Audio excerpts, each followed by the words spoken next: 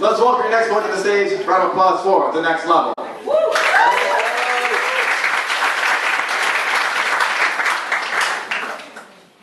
Lillian Thomas. Sunrise, August 14th, 1940. Sunset, June 22nd, 2018. When I got the call my mom had passed, it was a Friday. Time of death, 12:05 p.m. She was in a facility in the Bronx. I didn't agree to that. I didn't dispute it either. I guess it was the end she had hoped I protected her from. She knew she could trust me, but I didn't want to be trusted.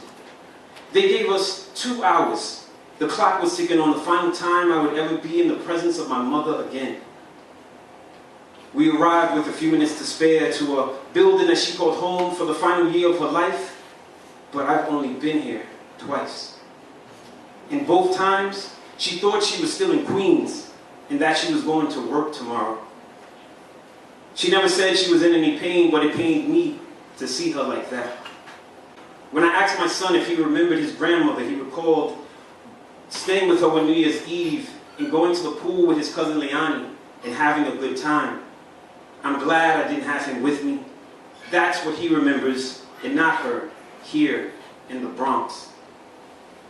Walking into her room, she never looked more at peace.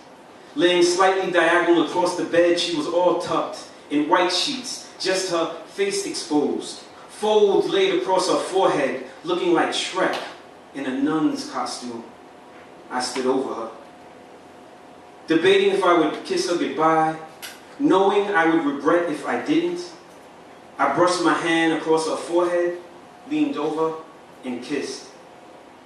It tasted like the end of an era.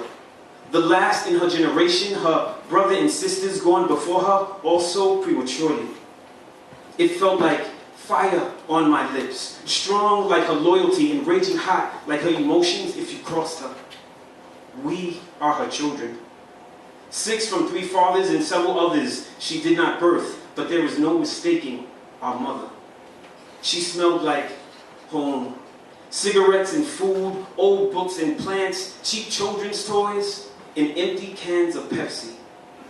I remembered her for never being mad at me for taking a car in the middle of the night. And the first time I ever walked with her on the beach, standing next to her, watching the water and sand covering my feet. Walking out, my cries got tripped up on the knot in my throat. I've never felt my eyes dry heave before.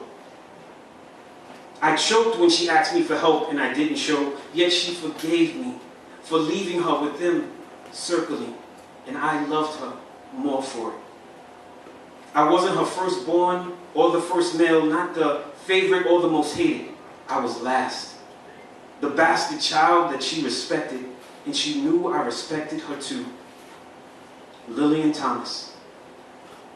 The good memories of you are far and few. In between, like Yelp reviews, I've logged more negative ones than positive. It just makes those that much more valuable. I will hold onto them all. Mommy, I love you.